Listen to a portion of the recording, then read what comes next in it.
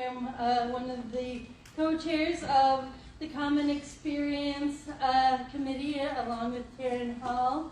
I and my many wonderful committee colleagues are really pleased that you're here and so excited about this event. Every year the Common Experience Committee with its faculty representatives from all of the different schools on campus come together to select common reading and plan programming that will help connect our campus community in a conversation that nurtures critical thinking and also improves this place that we call home here at IU Southeast.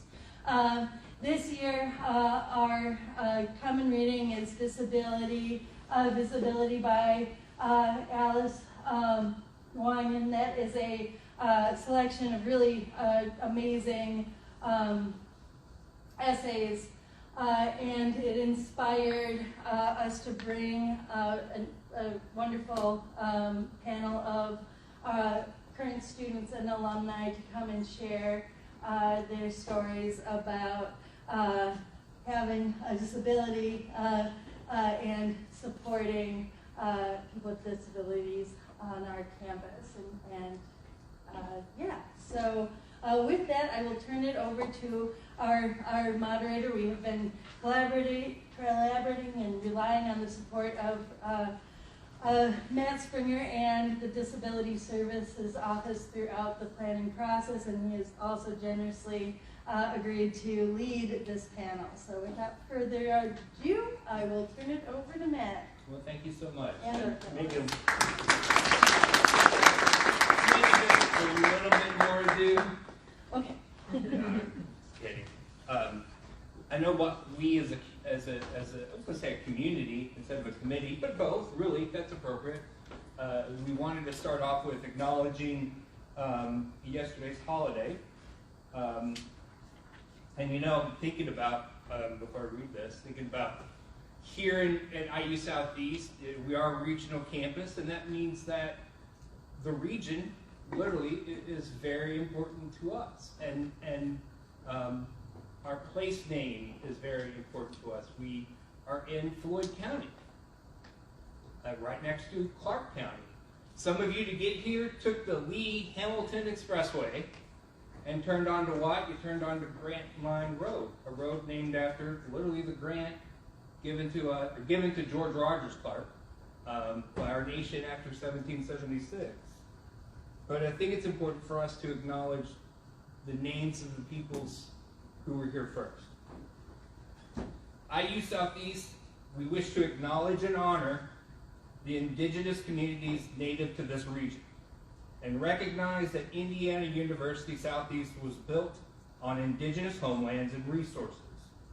We recognize the Shawnee, the Miami, the Piankashaw, the Way, the Kickapoo, the Potawatomi, the Pocogo, the Wyandotte, the Delaware, the Ottawa, the Spear Points, the Woodland,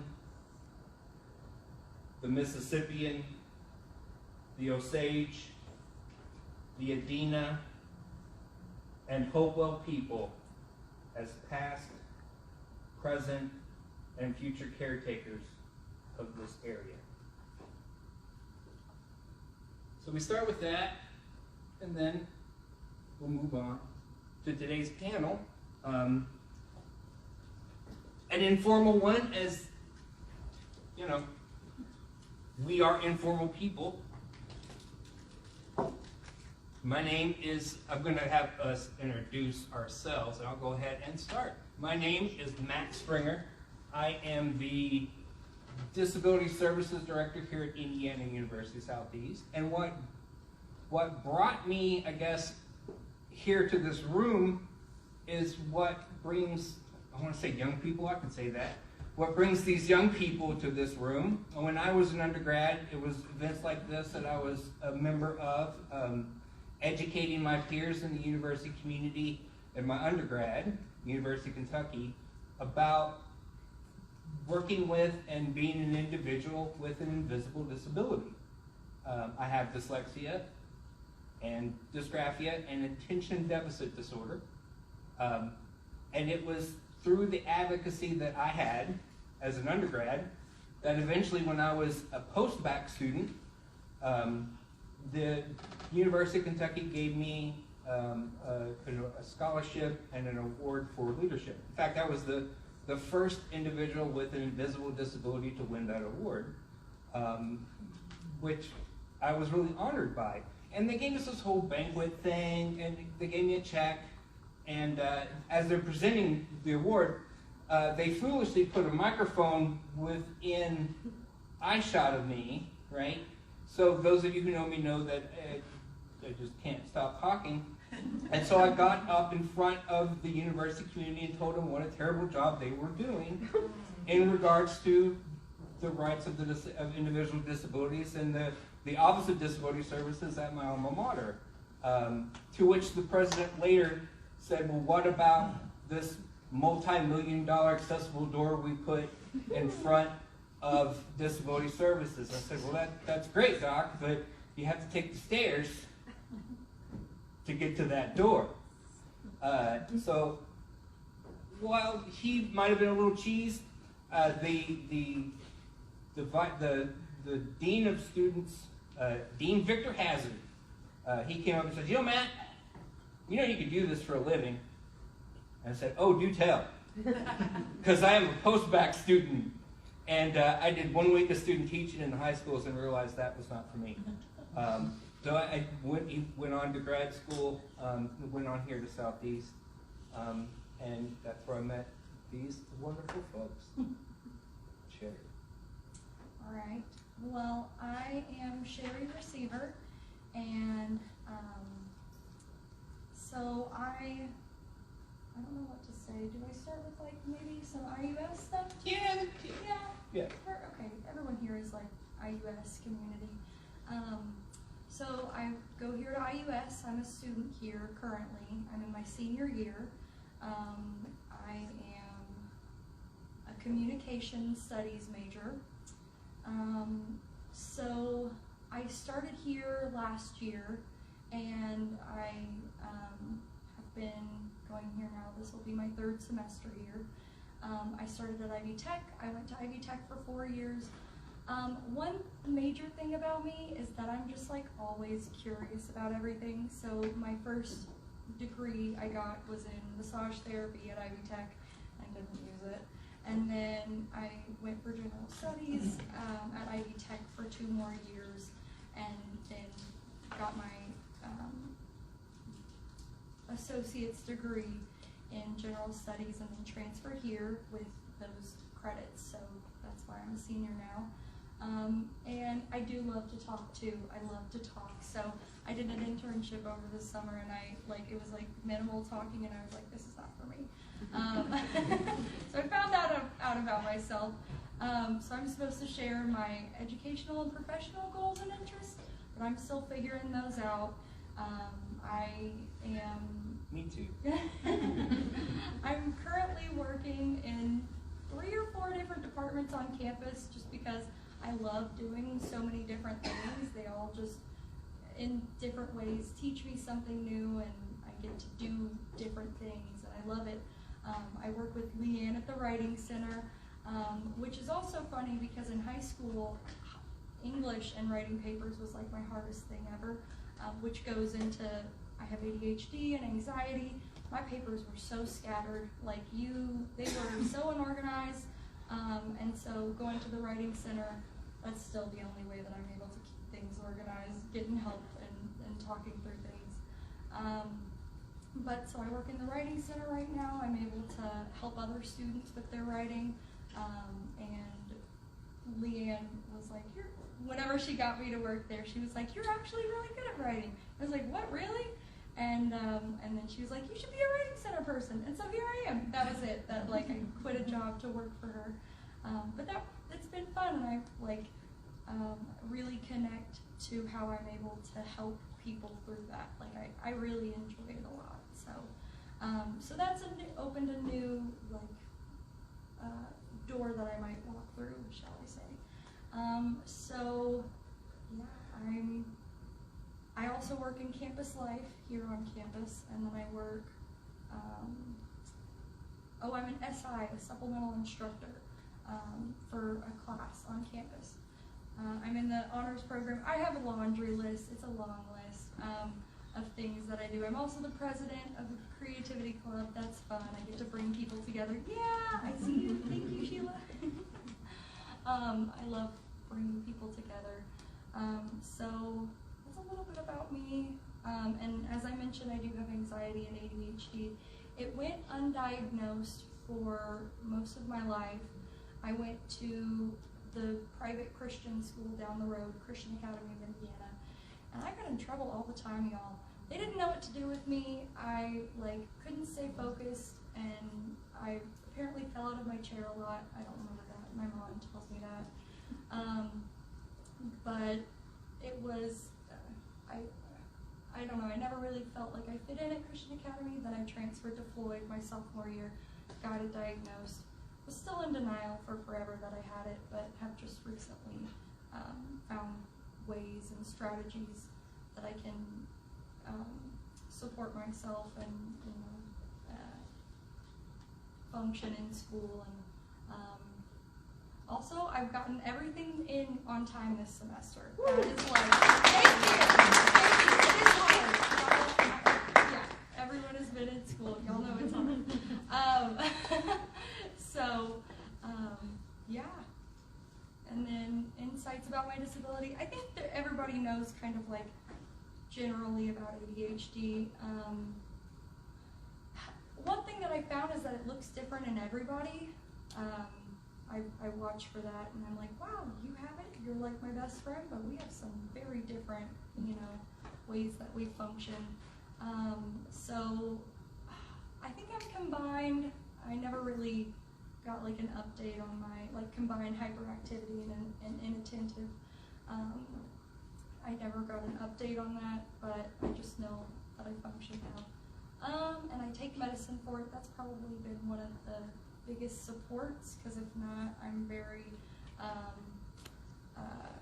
sort of disorganized. So I probably will mention that, and hopefully we might even be able to get more support for people who need medications on campus one day. Maybe that's a goal. But that is, and then anxiety. My anxiety is sometimes out of, oh my gosh, it's crazy sometimes, and it'll hit me out of the blue, out of nowhere, and it's hard being in such a public position, and then also having anxiety because I'm I can't do anything right, but then I also do so much, so that's, it's a struggle, but I'm excited to be here, and yeah, thanks for listening. That's me.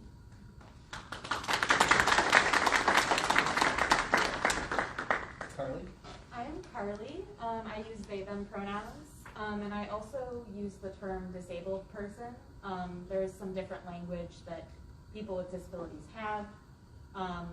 So I call myself a disabled ceramic artist, which leads me into I am an artist. I'm in the ceramics program here. I am a post-bac student. I did my bachelor's at Bowling Green State University in Ohio. And then I got accepted here in this super incredible ceramics program. And I've been working with Brian Harper. I make a lot of my artwork about my disability. I have a lot of chronic pain and chronic illnesses that I deal with, and so having them be invisible as well, ceramics is kind of a way for me to bring it out in a way that people can actually see it. And they are both based in anatomy as well as imagined creations that I have. I have some in the back as well that people can look at. It's kind of the weird stuff that's hanging in the back. So feel free to check it out. besides that, my diagnoses took a really long time. It was kind of when I hit puberty that I was going through all of these things that none of my peers were, and it felt like I had to mature a lot quicker than the people around me to try to cope with what was going on, because it felt like I was becoming an old person very quickly. Careful there. So, and I have a lot of like joint pain, and the illness that I have is Ehlers-Danlos syndrome, which is in the connective tissues. So all of these things I try to research and put into my art. And then in terms of career goals and educational goals, it's really important to me that in ceramics there is a space for people like myself and other disabilities. Because it's such a physical material, there's an assumption that people like us can't do ceramics. And I feel like I'm kind of pushing back against that within my work, within making it and just being present. And I would like to have a studio at some point that is welcoming to all kinds of people.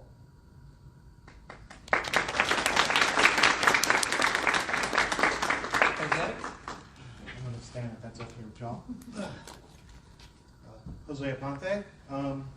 First thing I want to say is I'm from Brooklyn, New York. You're going to hear it. So if I say anything that you don't understand, just say what? I'm used to it. Okay, so how do you follow that? My journey has been long and fraught with danger. I am a 24-year military veteran. I retired 10 years ago. In Afghanistan, Iraq, Kuwait.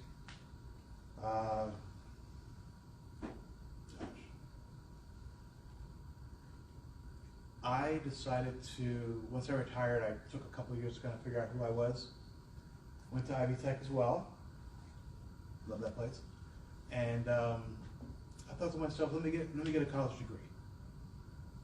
I thought I was just a dumb kid from Brooklyn, and it couldn't do any better than an associate's degree.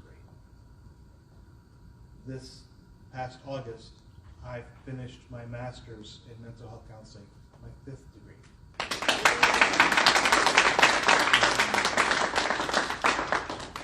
And it was not easy.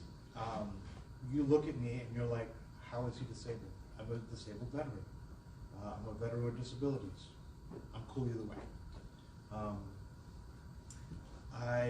My disabilities are, I have 21 service-related disabilities, mostly physical, some mental.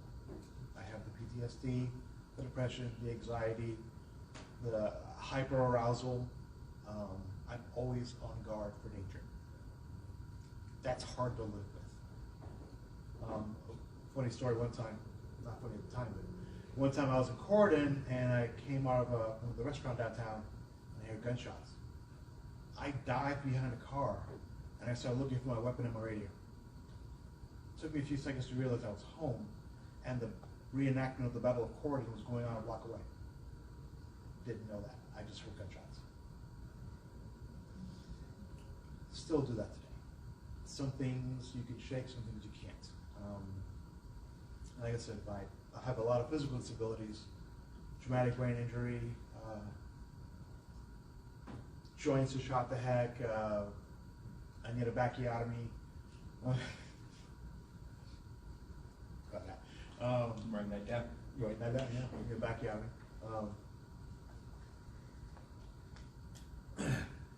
But the VA is already frustrating to deal with. I need a knee replacement, but I'm too young. So that sucks. I'm in pain daily. I take 2 leave just to get out of bed. I used to take 800 of Motrin. Well, guess what that did? Now I have stage 2 liver damage. I'm halfway to a liver transplant. My doctor said I could turn orange any day. So, yeah. but I do it all over again. No regrets. My educational journey, so I started at IB Tech. By trade, I'm a photographer. Love taking pictures. I was doing computer networking at first. Wanted to slit my wrist. Hated it. And one day I just happened to walk through the building at Ivy Tech, and I saw they had a photo studio, and I was like, they have photography here? I transferred. I got a technical certificate in graphic design and associate's photography. I gravitated towards storytelling through pictures. IUS has a journalism program. Came here. Got my bachelor's in journalism. I was doing the, I graduated in 2017. I was set to do the Masters of Interdisciplinary, yeah.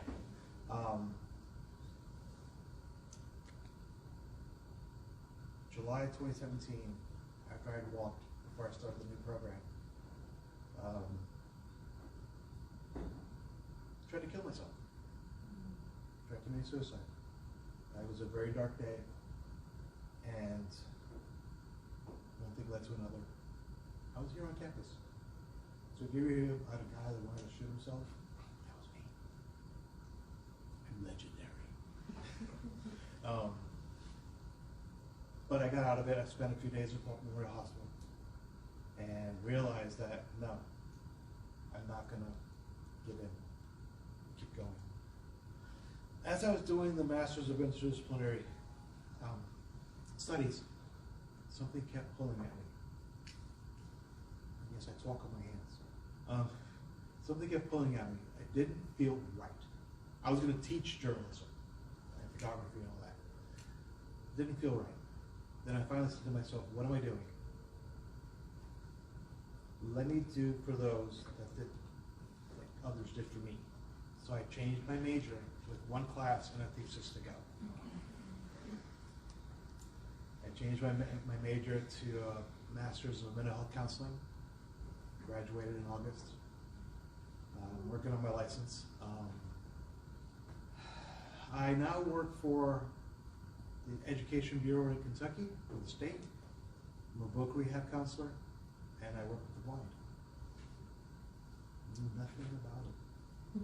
But they say they get, God gives you the challenges that He thinks you need. So yeah, I used voc rehab to get my master's, so now I'm kind of paying it back or paying it forward, when we look at it. Helping others. And eventually I'll get my license, and I'm really interested in equine therapy to help the tribe with their issues. The tribe needs help. What else? What else is on that list? What I miss? Info and insights. Oh gosh, info and insights about disabilities. I think the one thing I would like people to realize is that you don't see it. You may see me limp every once in a while. I limp all the time. Some days are better than others. I'm bone on bone in my right knee. Not pleasant. But a lot of folks don't realize with a traumatic brain injury, your brain is scrambled. I had to learn new techniques and new ways of studying and getting through the material. I had to utilize a calendar happily. Constant making notes. I worked for Dr. Dement for a little while, and there'd always be sticky notes everywhere, and little notes every place to remind myself to do things. But you can overcome it. You really can. It's not easy. It's gonna suck. Some days you're gonna want to quit. You're just gonna want to stay home. Stay in bed and drink hot chocolate and just cry. It's okay to do that. Just don't stay there. You can do it. My broken butt can do it. I can do it too. Thank you.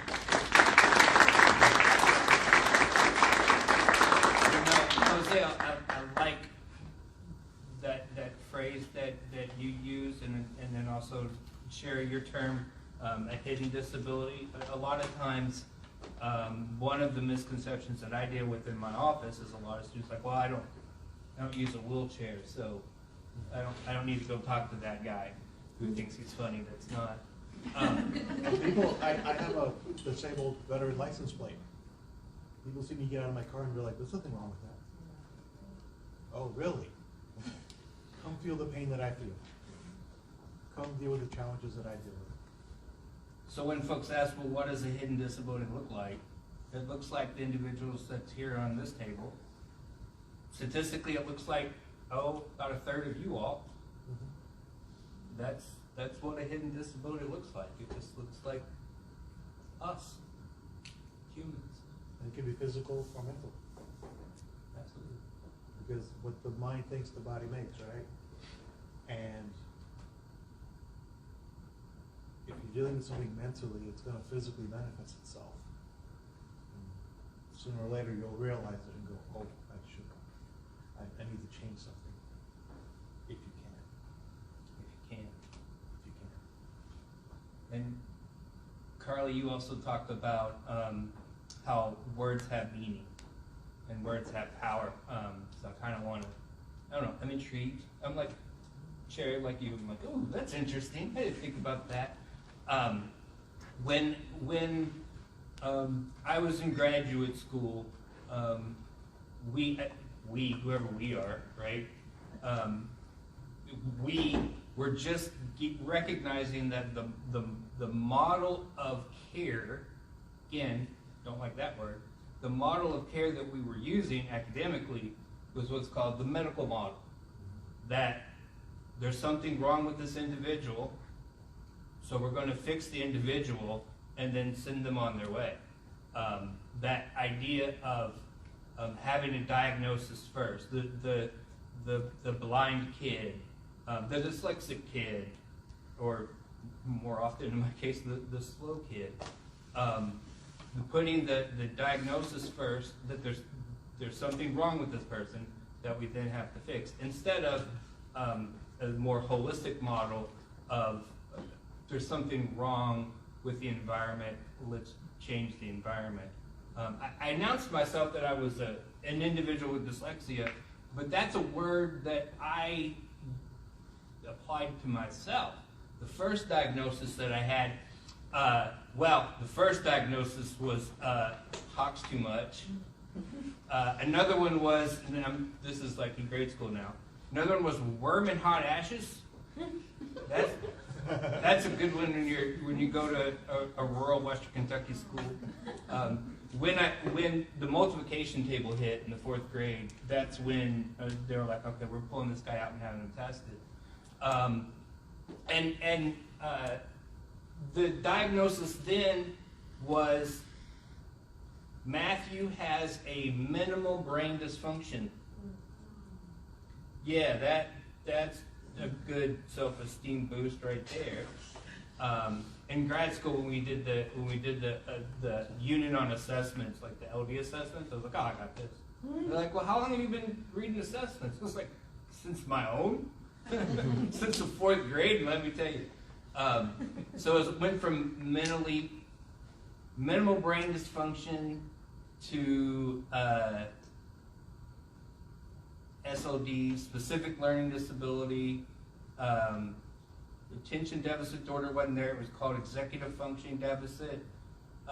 Basically, though, in my journey, I just preferred the term class clown.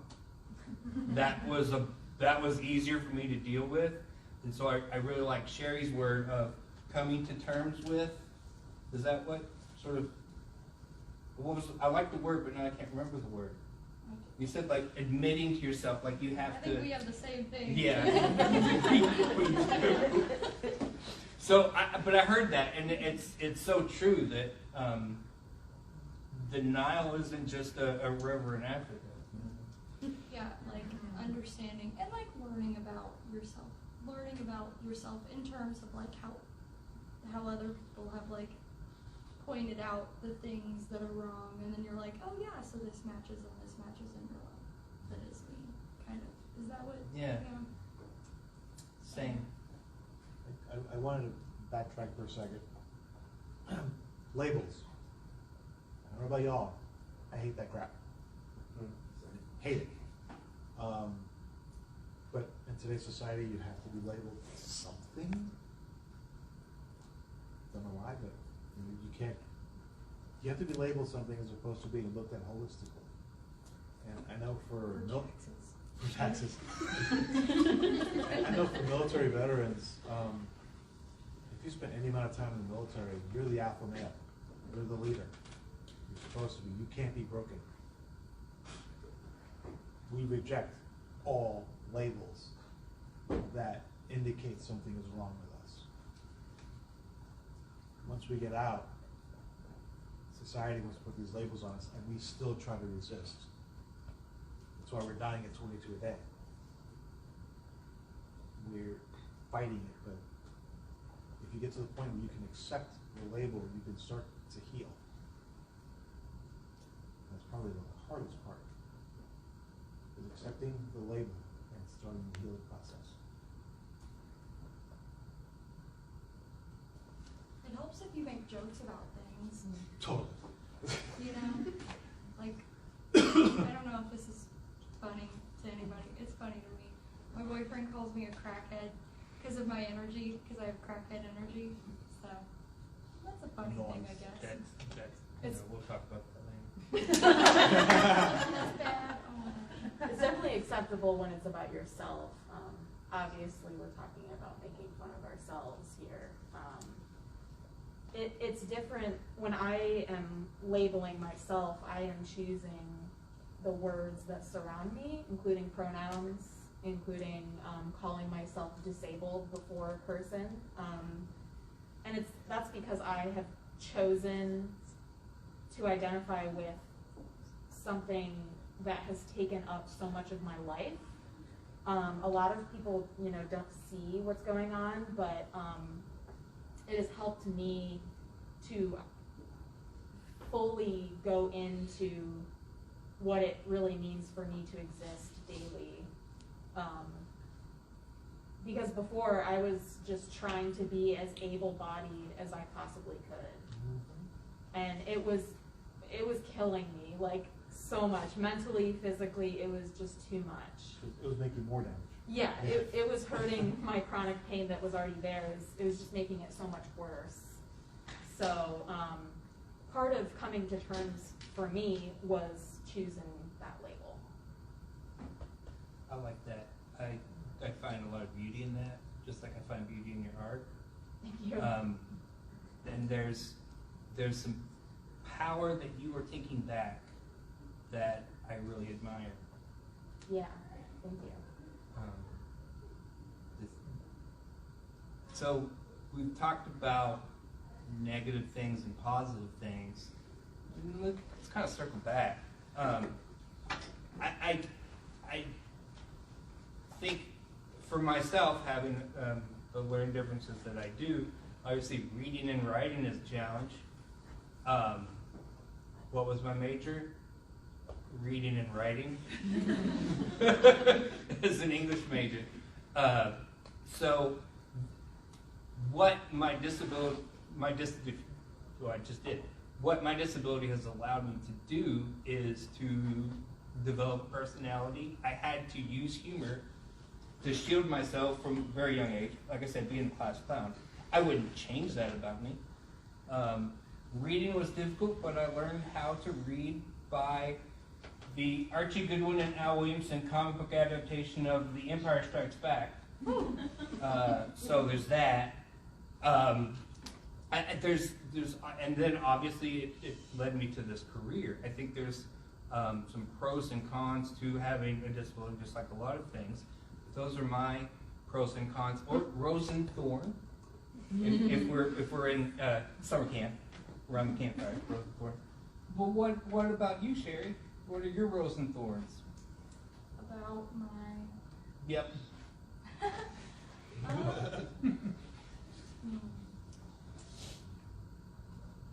Well, I think that some of the roses have been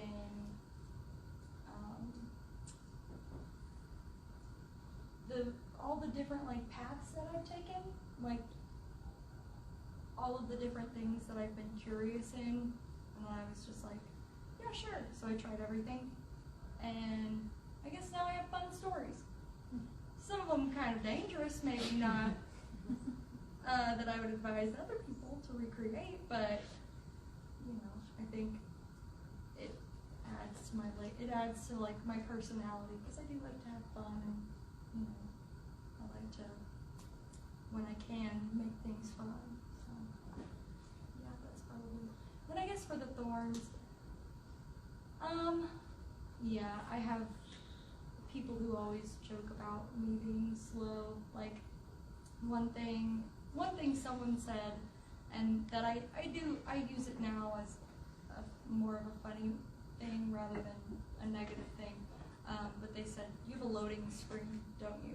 Because like my brain, if someone asks me a question, I'm like, I don't know, it just takes me a second and then I respond, you know? And that's just how I am. And sometimes in the moment I still like get defensive by it, especially it depends on how they say it. But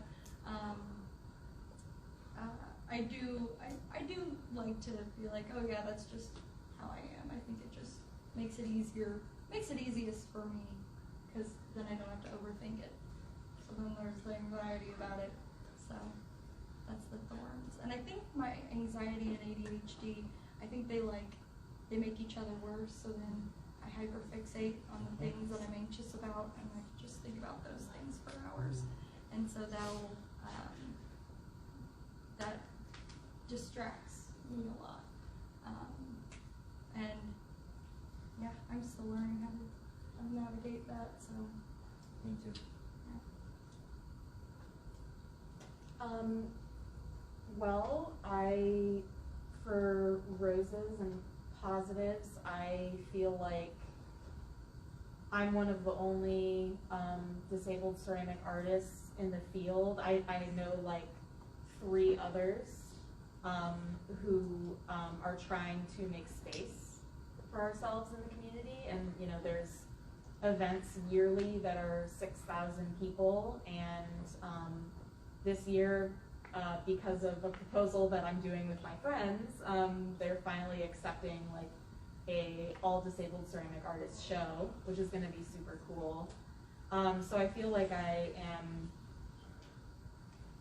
pushing through in this field. It's a lot still. There's negatives within that positive as well, but it's also very fulfilling to think of the people that will come after me who will benefit from that. It's definitely not just like about myself when I'm thinking about that. And like with my art, that's kind of the same thing. I'm using it as an advocacy tool to get people to literally think deeper than what is on the surface. So I feel like it's fueled a lot of content for my art. Those are all positives. Thorns would be probably just dealing with the pain itself. It's a lot, and it's constant and daily. And I am constantly trying to not embody the medical model, but still talk about the issues with my body. And I think that people think that those things, I can't talk about my body having issues without, you know, thinking about diagnoses and how to treat it, instead of just existing within what's going on within my body, if that makes any sense. Yeah. That makes sense. Like, you saying it isn't enough, even just like the medical diagnosis, like talking about what you deal with is also important. Yeah. Jose? Roses. I was quite the arrogant little SOB when I was younger. Oh wow, there's hot stuff and I knew it. disabled, say the last 10, 15 years of my life, has softened me, humbled me, made me more aware of others that may have issues as well. So I'm not that way anymore. At least I don't think I am. Thorns. Probably one of the most frustrating things is that people may think sometimes I'm a little slow in the uptake. It's not that I'm slow, it's that I function on muscle memory. If I'm doing something new, it takes 2 or 3 weeks to incorporate it into my life. So at the start of every semester, the first 2 or 3 weeks were the roughest. I would set multiple alarms, work with my calendar to make sure I got things in on time, until I incorporated a routine into my muscle memory, where I knew every Saturday I did this, every Tuesday I did that. You know, even getting to class, I have to do the same thing. And people just don't see that because we don't advertise it, you know. And it's just how we survive. We just handle our business. You know, we don't say, hey, you know, be a little nicer, I'm having trouble with this. No, we just handle it and go. I'm talking to you. So yeah, that's about it. You know, I'm hearing us, and I think all of our thorns. I'm just going to rephrase it to say, you know, maybe the real disability is ignorance. That's what really kind of firing. Yeah. You have your hand up. I know. Love it. Do it. What? Border. What? We're trying to talk to the people. Well, so what I was thinking, because I had the loading screen, and then I was like, oh, my first semester here, there was a teacher, and I don't mind to like reach out. I was nervous about it, but I knew I needed to go to my teacher for help on this assignment. And I remember this one teacher that I went to, and he just kind of treated me like I was pretty stupid. And at least I felt that way.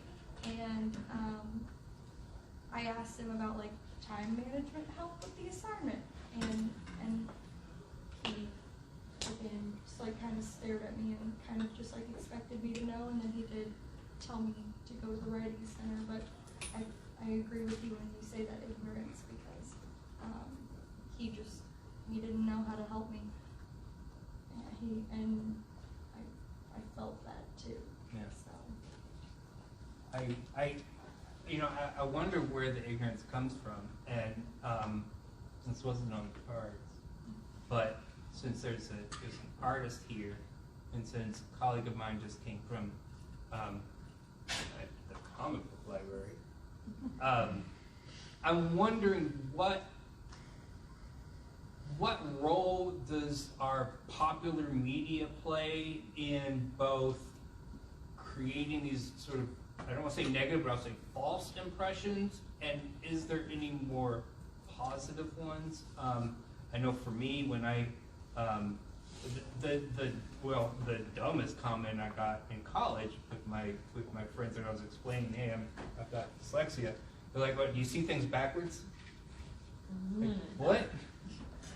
And if I did, how would I know?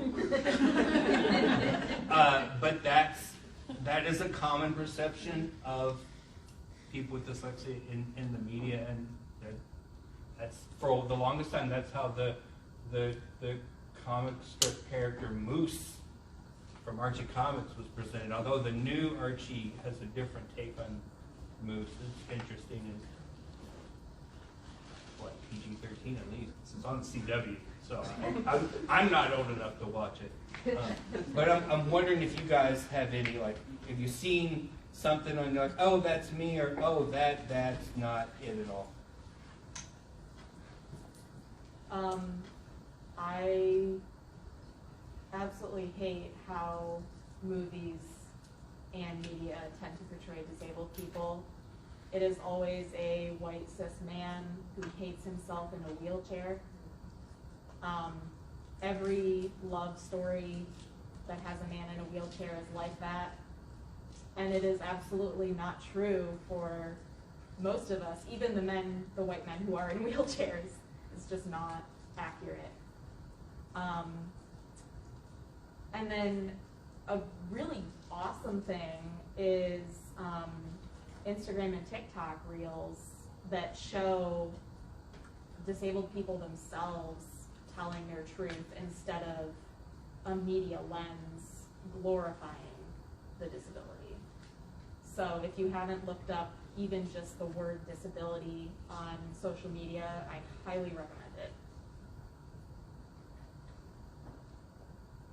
And our common experience is individuals having their own voice, and we're sharing our own voice today. I think that's kind of how you sort of circumvent that. The TikToks, that's new for me.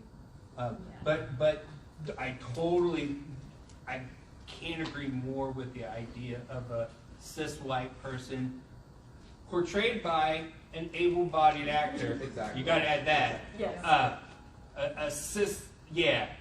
And they either they hate themselves because of this traumatic thing that happened to them in their past, or it's the other way. They're the super crip, and especially if it's a news article, they oh, look how brave he is. Yes.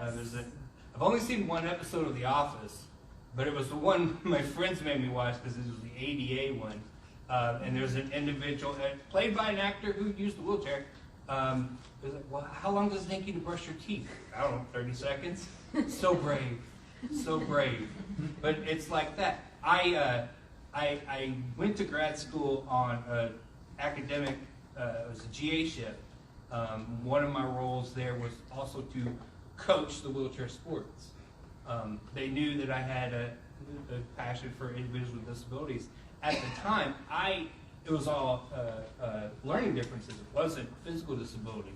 And so here I am, a young man with these athletes, and I'm supposed to coach them, like Bobby Knight style coach them. And I'm like, I can't yell at them. They've been through so much. Right?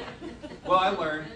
And then cut to a semester later, and we keep losing to Dayton. And so I'm laying into my team captain, and this faculty member, older faculty member that uses the rec center, she later complained to my boss that young man is just yelling too much at those poor little cripples. Right? So our wheelchair basketball team, if you've ever seen the movie Murderball, that's them. And if you think that a cis white male that's in a wheelchair hates themselves or cannot get dates, well, you have not met the athletes that I've hung around with, because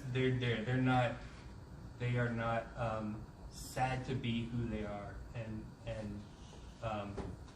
no, I'm trailing off. I'm a tag team it. I'm gonna tag team it. I guess I'm tag teaming. You mentioned the media. Yeah. So if you look at older movies, how is a military veteran portrayed? When they're active duty, they're all gung-ho. They'll eat their own rifle, whatever. And once they get out, they're all broken physically. They have crutches, missing limbs, things like that. It's black and white. We don't see, for lack of a better term, the spectrum within the two. Even when you're still in uniform, you still have disabilities. You just are not allowed to show it, or even talk about it. Once you get out, back in the old days, you stood and talked about it. Unless you had a limb missing or something like that, you didn't talk about it. You just drank yourself to death. And beat your spouse. And beat your spouse, beat your kids, or kill yourself. Those are the options. Treatment has gotten a lot better, It's nowhere near where it needs to be.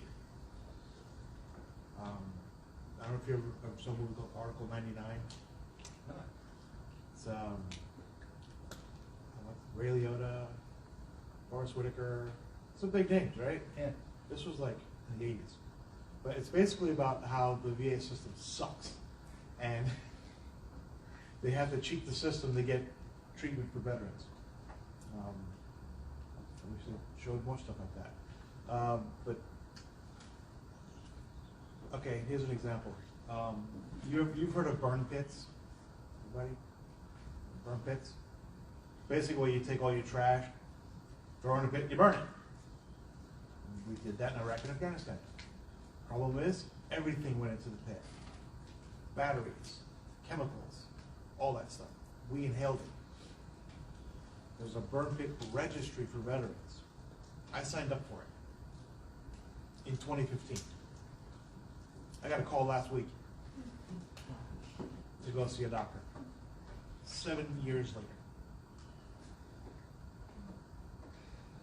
I feel thankful that I got a phone call.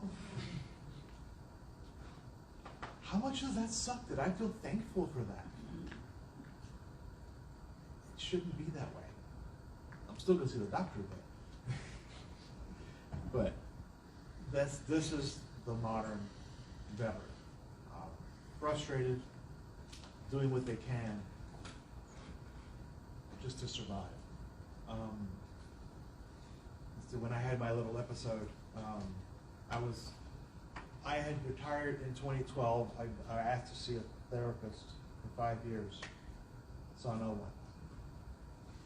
After my episode, the next day I was at the VA talking to a therapist, getting medication, getting the help.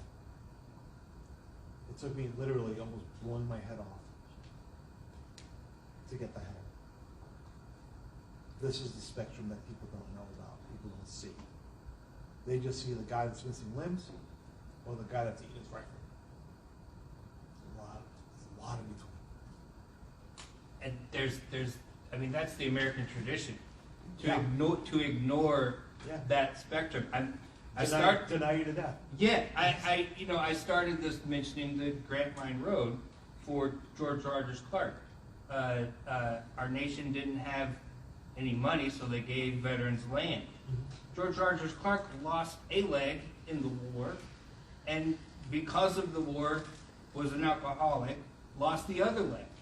When he was like, oh, we gave you this land, and he's there legless, like, well, that's Great.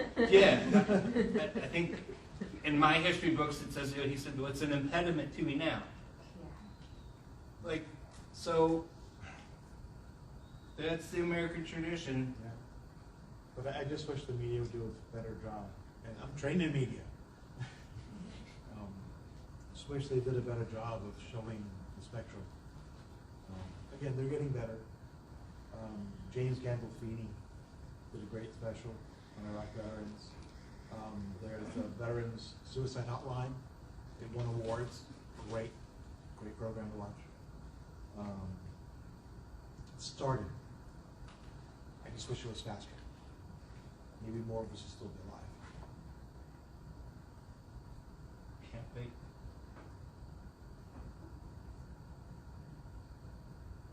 I found a question on there that I really liked. Okay. Do you mind if I ask it? No, you go right ahead. See, the thing that I do to prepare and sort of overcompensate for my fear of public speaking is that I have these and then I ignore it. Right? So, what is your question? Or even better yet, y'all could ask me questions. Ooh, well, so I have two. All right. Mine, whenever I first started, like, accepting, like, how I, like, because I feel like there's something wrong with the system that if everybody has to be if 1/3 of people have to be diagnosed with something, I feel like there's something wrong with the system, like maybe the world, we're all just like, Yep. And so I feel like in a way the environment or the language should change, but also, so that's a two question. What do you think, like, about that in terms of like the environments, if they should change, or in terms of what ways they should or could change. And then also, that's a second question that Okay. we could answer. Yeah. So I think, to your point, no, there's absolutely nothing wrong with us. There's a lot of definitions of disability. I said that there's the medical model, and there's a legal one that I use that's just based on the Americans with Disabilities Act. But my own personal one is an individual has a disability when there's a disconnect between the person and the environment. I had one great professor say to me, was like, Matt, who has the disability? The book? Who has the disability? You or the book? When you can consume an audiobook and get it, but you sit there and read and like, wait, what happened? Over and over and over again. I think that so have you heard me say this one before? So back in the day, our Homo sapien ancestors, we came out of the forest in Africa and went into the plains, and it was those of us, it was the humans like us, that we were out in front. We had the spear. We were ready to go and protect everybody. We didn't have ADD. ADD is a misnomer. It's not that there's an attention deficit. There's an attention surplus. So we have the wide-angle lens. We can look out on the Serengeti, and we can see where all the things are, where all the danger points are. Go out, hunt, get meat, and bring it back to the tribe. What's the tribe doing at this time? They're all sitting around. Eventually, they're all sitting around like, hey, that seed just grew. So then they develop agriculture. What are they doing while they're developing agriculture? Well, what are we doing? Well, we're still out, we're hunting, we're doing all the stuff. Well, they have all of these seeds. Where are they going to put it? They develop ceramics, and they develop pots. Well, what are we doing? We're out in the plains and we're hunting stuff, being our ADD selves. We have so many pots. What are we going to do? How do we know what's in what? We're going to develop an alphabet. While right? You see where I'm going with this? So we're out doing our thing. The alphabet is being developed. And then mathematics. And then eventually we get to the Industrial Revolution, when education no longer becomes the Socratic method and becomes industrialized, where everybody's in neat little chairs and neat little rows. So then we put hunters like us into the neat little chairs and neat little rows, and when we act out, well, now we're a problem. When we're not, we just fed y'all for a couple millennia. Sorry I can't read your book and sit in your chair quietly. So that's what I think about that. I think it absolutely is the environment.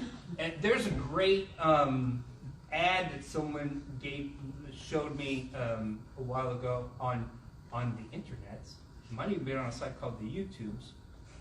It's a Swedish Saab, the car company, and they show an able-bodied person and then in a city of individuals in wheelchairs. And everybody in the wheelchairs get along just fine, but the able-bodied person's like, I can't do. Well, who has a disability then? A chow. Take them over. Take them over. Take them over. So I think the solution, in my opinion, is if we just embraced in universal design, which is to say, if we, instead of having a separate thing, because separate but equal is neither equal nor separate, right? Just design the thing to make for everyone. If you have to come to someone like me to ask for extended time on a timed test, why have a test in the first place? Or why have a test that lasts that long? That lasts longer than the human bladder. Universal design is why we have keyboards, electric toothbrushes, everything that able-bodied people take for granted come out of issues that disabled people have that are not being met. And it's just so funny that able-bodied people are like, oh, this makes my life so much easier. And it's like, yeah, like now we all can communicate with each other on our computers. So including disabled people literally makes everyone's life easier, as well as including disabled people at the table as well. True.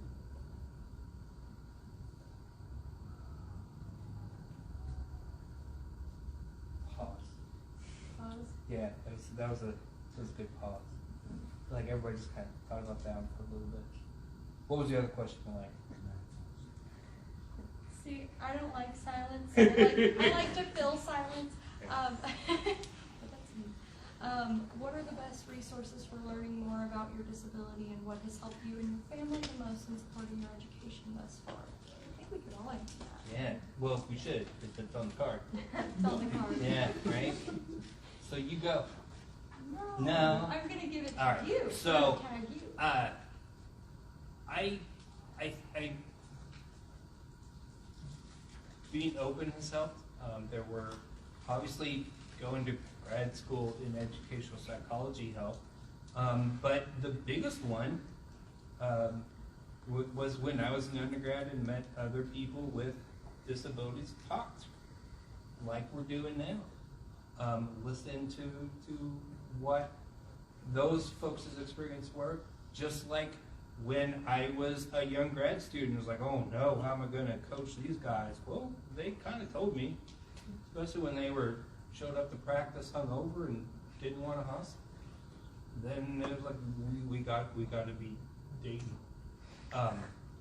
So those were the things that were helpful. And then, you also got to pick your battles. I say that because I'm thinking of my father, who didn't really quite get it, but he's proud in his own way. So we were out having dinner after I finished school and had my first big boy job at the University of Tennessee when I was a learning disabilities coordinator there. And of course, when you get your first paycheck, you take the FAM out, and so dinner's on you. Dad went to the waiters like, dinner's on my boy. He's helping the special kids. I was like, yeah, all right. So, you just okay. You just pick your battles.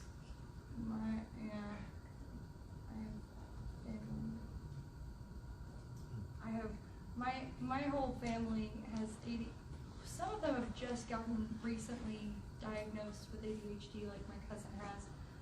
But my dad definitely has it, never been diagnosed. My mom definitely has. Yeah, I think my dad does too.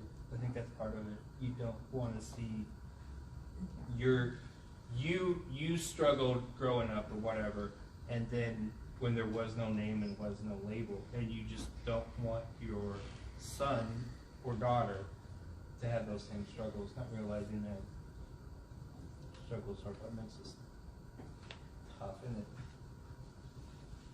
They're really not that bad compared to back in the day. Yeah. Well, as far as what the best resources have been for me for learning more about mine, and that's what I said too, just dialogue with other people, just talking to other people about, how they function, and then I can see how I function differently, and I'm like, oh, and then it just kind of reminds me, oh, that's right, I have ADHD, that's fun.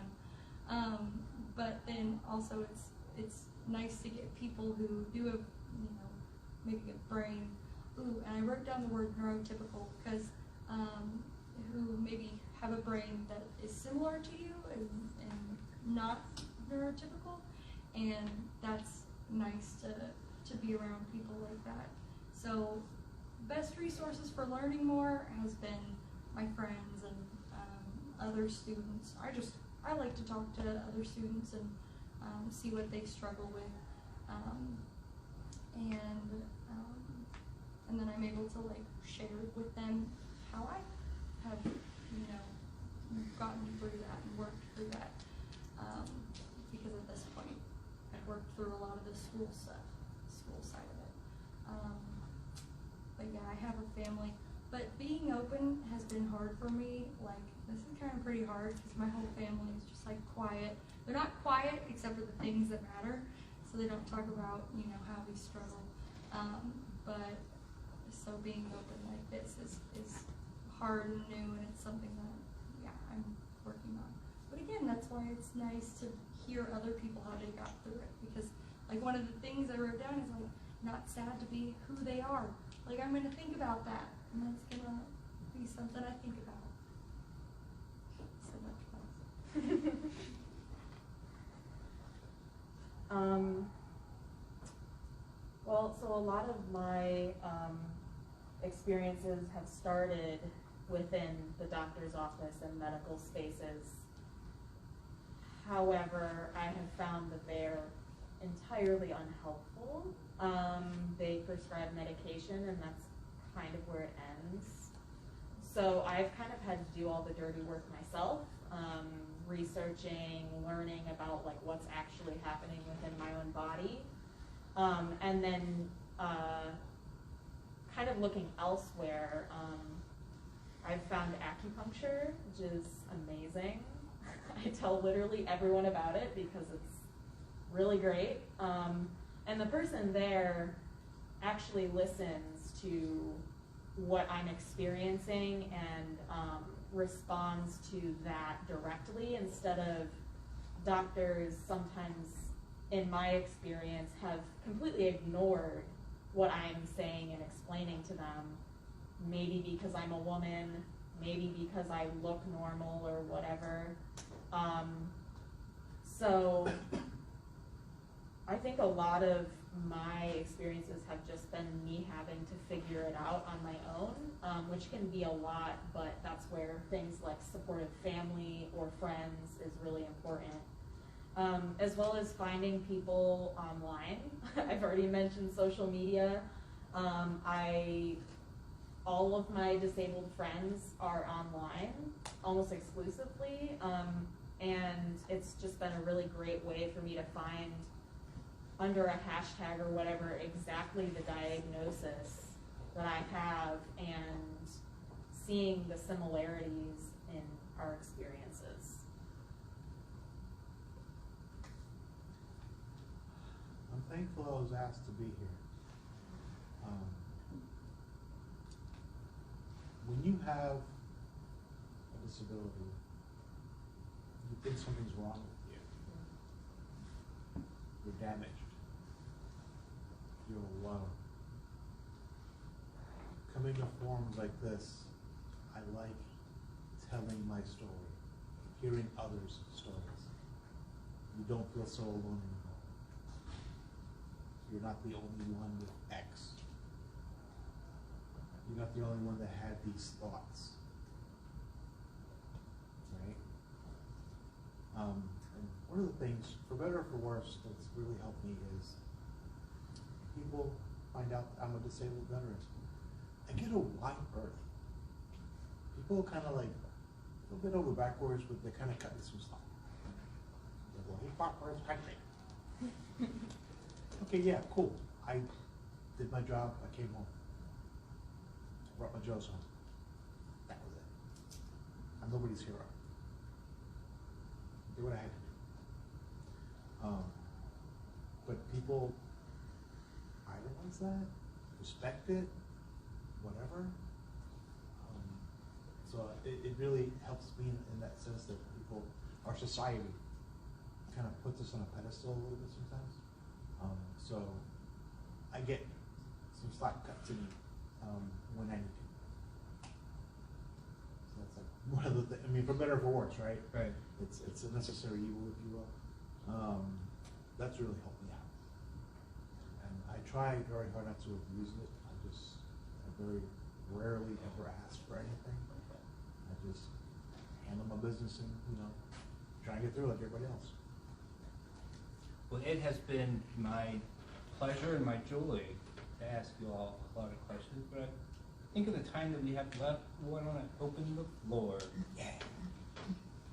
I don't know. I don't want him to raise another hand. Okay, I'll go. Just. So I have kind of like a two-parter question. I really enjoyed reading the Common Experience book this year, but a few stories really kind of stuck out to me. So one of them was about someone who had immigrant parents but was raised in the United States. And their immigrant, I'm speaking specifically about from Beta and Phi. Their immigrant parents pointed out to them that they would have experienced greater discrimination in their home country compared to the United States. So my first part of that question is, what's been your experience specifically, and how do you feel about the way that America and the United States handle disability?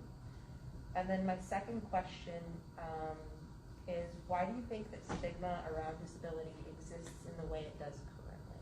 Do those questions make sense? They do. Okay. So America, I don't want to be an American exceptionalist. Mm-hmm. It's complex, like all of this is. So the history of American relationship with individuals with disabilities is very complicated. I'm thinking both in terms of we're the first nation to have assigned civil rights by legislative act to a class of people. No other country does that. We're also the first country to, the word you'll read is euthanize, but we'll say murder individuals with disabilities. It's called the eugenics program in the early 20th century, that then paved the way for the Holocaust. Directly, it's cited in Mein Kampf.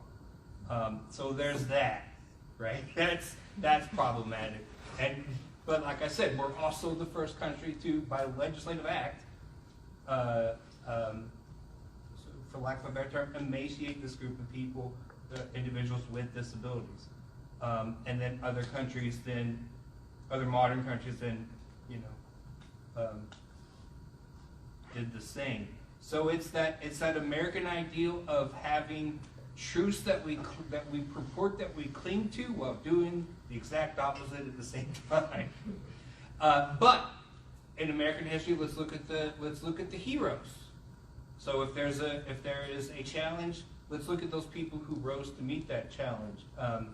Individuals like, oh my gosh, the American Civil Rights Movement in regards to disability is so vast. I don't want to bore everybody with it, but I'm just thinking of Judy Hewlin right off the top of my head. She's a friend of mine, and I was like, hey, wait a minute. Wait a minute. I know what you did. So it was also how did that civil rights movement start? Well, it started with, again, I keep saying it's the first one by legislative act, because it was. All the other groups that achieved parity did so with other means. This was just like stroke of a pen, almost as if Nixon didn't know what he did. But it also started on the backs of other movements. The GI Bill, in a huge way, colleges for the first time had a whole bunch of individuals who had disabilities, and while you could, and they did in the day, Harvard and Yale say, well, you have a disability, you can't. No. Well, you can't say that to a paralyzed veteran from World War II, like you could someone with polio in that same era. So, and then from that, we have to look at our brothers and sisters in the struggle and the civil rights for racial justice, and piggyback off them. You talked about that story. You got an immigrant. One thing we haven't talked about was intersectionality. That's a huge thing too. We're not all one label doesn't fit us all. Yeah. So yeah, I grew up in Brooklyn, New York, but I was born in Puerto Rico. I emigrated to the United States. My children are first generation mainlander. So I grew up, so you think culturally, it's vastly different. We don't put our elderly in nursing homes. We take care of them. If someone in your family has hydrocephalus or with a club foot or whatever, you take care of them. If someone picks on them, you get rappy by the family. You take care of each other. Come here. And like, I grew up here, and it was just like, I don't understand. There was a serious disconnect for a long time of how Americans treated, you know, people with disabilities and how we would. Vastly different. Because down there, it's all about la familia, the family. Take care of each other, period. It don't matter. Here, put people in institutions. You euthanize. You try to put them away somewhere where they're not seen. They're not the family embarrassment. Messed me up for a long time. And now being disabled, I'm like, wow. You know, I don't know sometimes how to, where I fit in all of it. Because I still have the old ways within me, you know, and I'm trying to fit in this new society. Luckily, society, believe it or not, has gotten kinder while being horrible at the same time. This is, you know, those that care deeply. That's probably the best way to say it. Those that don't, definitely don't. But those that care more deeply than we did back in the 60s, 70s, and 80s when I was growing up. So that's awesome. We just need to convert more people. Make them kinder, make them nicer. Would you say that, sorry, I'm still thinking how I want to phrase this exactly. So would you say that the from your perspective, not the actual historical reason, the reason that the Americans with Disabilities Act was the first of its kind was probably born out of necessity rather than where you immigrated from in Puerto Rico, where that might not be as much of a necessity? I think it was more of a necessity where people saw what was going on for a long time and wanted to make things different and advocated for those with disabilities, thus passing legislation. And it's not a new topic. It had been going on back in the old world, if you will. You know, back in 1600s and all that. There were no disabilities. And there were those that tried to speak up for them. It didn't work. They were just put away. Here in the States, it took a very long time for those advocates to be heard. And it took a very long time to convince those in power that this is a good idea to protect these people. They're not damaged. They're not broken. They're just different. It didn't hurt that two of those people in power was disabled veteran Senator Patrick Daniel anyway, and disabled veteran Senator Bob Dole. And So like when the people with power, it's just like if you work at a university, as soon as someone that's the powers that be gets into a skiing accident, that's when the accessible doors work. And I think, you know, I actually think like the polio epidemic was kind of a turning point because a lot of people in power were affected, you know, all that. So it became more visible and more advocates started coming around and things got eventually changed. Is it perfect? Hell no. Far from it. But it's better than it was.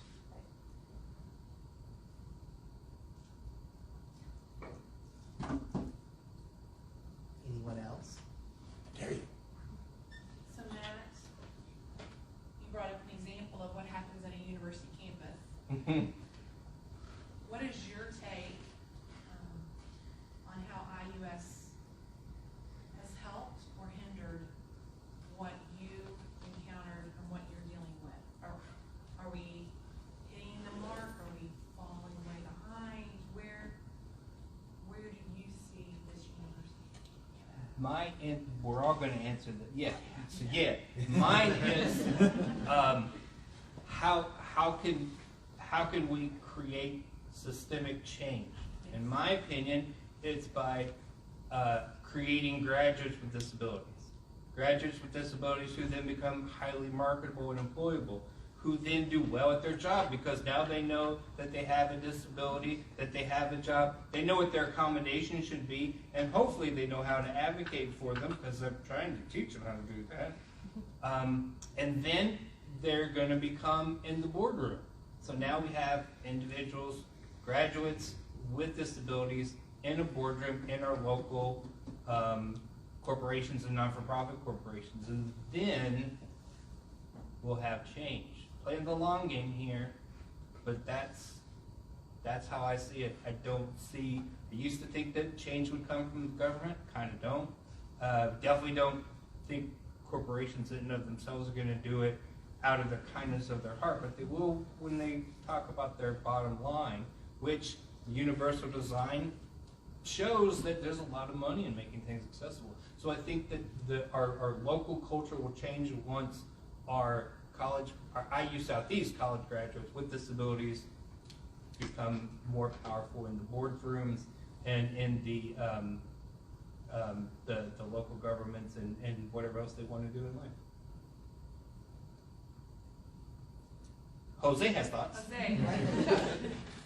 I'm just going to broaden this out, not just IUS. Society in general is really good at following the law. They do the bare minimum according to the law. I agree with you. We need people with a seat at the table. That's the only way. And this is not just like, oh, we're going to make changes in 6 months. This is a multi-generational issue. And it's going to be a multi-generational solution. But we need to have these. I am the first person in my family to go to college. I have 5 college degrees. I'm getting a seat at the table. Recently, I was called by Congressman Trey Hollingsworth to talk to him about veterans with disabilities. I kid you not. He reached out to me. I was like, who is this? And how'd you get my number? You're a congressman. So of course you know how to get my number. It's happening, but it's slow as hell. I expect my children, my grandchildren, to pick up where I leave off. To grab the torch and keep on going and fighting for these things. It's a multi-generational problem.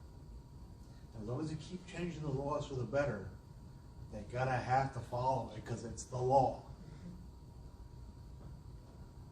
Well, the moral arc of the universe isn't straight, it's curved, but it bends towards justice. I want that tattoo. I did not write that. I'll still give you credit. Yeah, I think Dr. King gets the credit for that one. Any thoughts? Just shout out. Oh, well, so there's lots of reasons that change needs to be slow, but I think that, one of the strengths of IUS is our small class sizes and the really truly personal connections that we make with our students. So what are some things that your faculty could say on the first day that would help the classroom environment feel more inclusive and supportive to individuals with disabilities? Well, I'll answer both at the same time. There's some ways that IUS hit the nail really well, and other ways they really don't. And one of the ways is by specific teachers being so supportive. And even just today, I had a teacher who said, she does give exams, and she does try to make them accessible because she makes them half the time rather than whole the time. But she just said today, I want you all to come to me with any type of help that you need. Let me know any way that I can support you, or changes that we can make to the next exam. And she even asked us, how do you all like exams? oh, you don't like short answer, we won't do short answer. So really seeing what works for us and our brains, and then how we don't hit the mark is by, like for my example, the professor that I had that just kind of stared at me, or whenever I did try to dig for other answers, he just kind of still stared at me and just thought I was strange for asking that of him. And so I guess it's including our professors in on that conversation, and especially there was a difference in experience in these professors that I'm talking about. One of them is like 30 and the other one is 60, I don't know. And so the ones that are, you know, more, I don't know, tenured or just have more experience, at least this one was just stuck in his ways and hadn't. So. Yeah, I agree, because in every syllabus it's required to have that blurb, right? Yeah. I've only ever had a few professors that actually talk about that blurb. Normally they just say read your syllabus. They put it there to check a box off. Right. But those that are kind and compassionate will talk about that blurb. And actually, not just lip service, actually do it. Like if you have an issue, they will address it.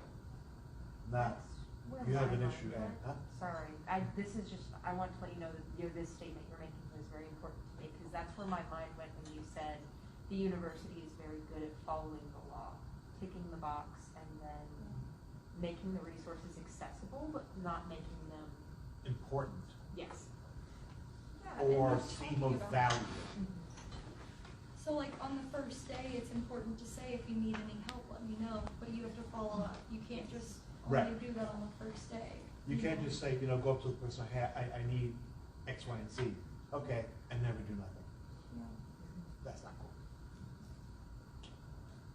Yeah, I think it's really important just for professors to constantly be in contact with the student. I have taken that on as something that I need to do for myself, but it's, it goes both ways. It would be so much nicer and easier on me if I had professors like, hey, do you need anything right now?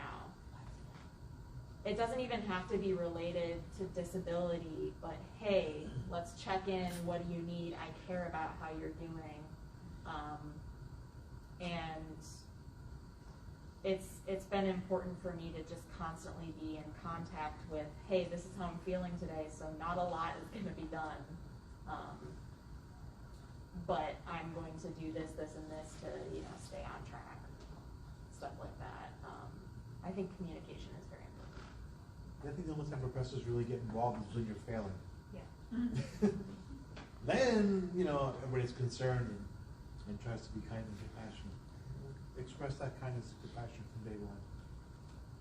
You all have also talked a lot about having a seat at the table, and I think it's also really important to see professors who are neurodivergent or disabled, I've had a professor in previous semesters and this current semester who are like, I know what you're going through. I have dealt with this myself, or I have a child or a family member who's also dealing with the same thing. I'm used to seeing this. What can we work on together to communicate with or find solutions for you? I've had a professor with ADHD too, and he's like my favorite profession. I'm like, oh my gosh, I love you so much. Yeah, I feel like having that representation, kind of like to back up what you said, Jazz, is that that representation builds community. I think, would you all be willing to come to a faculty Yes. workshop like this? Because what I was thinking is we have the wrong audience here to hear some of your statements, and we need to hear, our faculty members need to be present for you all to tell your stories, so that they can listen and the wheels can turn and be like, how can I be an advocate? I think what you're doing has been beautiful for our students here to feel more open. Thank you all for being very open and sharing. Sometimes it's hard to talk about our challenges.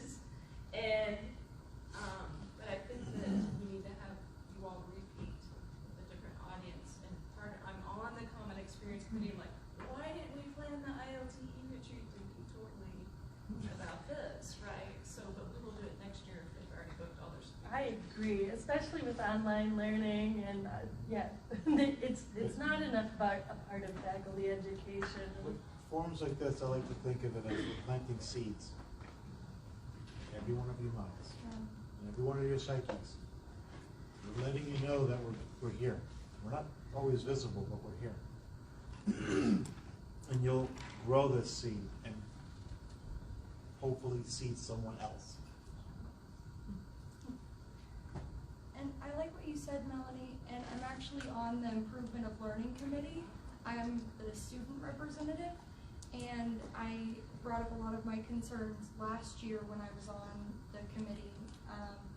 But this year, they realized what my position is for as the student representative, and I'm an exhibitionist, so I just like observe. I don't really get a voice. And so that was hard to hear, first off. But I think you're right, and I like what you said about that. But yeah, I am on the committee, and I do voice my. That's why I'm a supplemental instructor for a course right now. I've met someone through that. But. And in answer to your question, everyone that knows me knows that I have a fire for IU.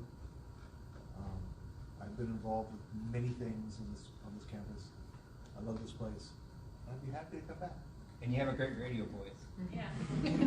I used to have a radio show. Yeah, I know, that's what With that, we're out of time, but before we applaud for everyone, if things aren't assessed, they don't happen here, and more specifically, they don't happen again, which is unfortunate but really true. This bright splat QR code leads you to a very short but important to us survey. Please let us know what you thought of this event tonight, what events you want to see in the future, and those results go directly to the people with the monies, which we need. The QR code above is a ever-updating event schedule for future common experience events that relate to the SEAM. It sounds like in the upcoming future we will have a faculty forum about how to better support students with disabilities on our campus, but there are already a wonderful community book discussion happening later this week, and then also Student Affairs has a disabled comedian coming who talks about his disabilities as part of his act. And so both of those are on the calendar. So use the white QR code to find what's coming up next. Use the yellow QR code to give us some feedback. But most importantly, let's thank our panelists.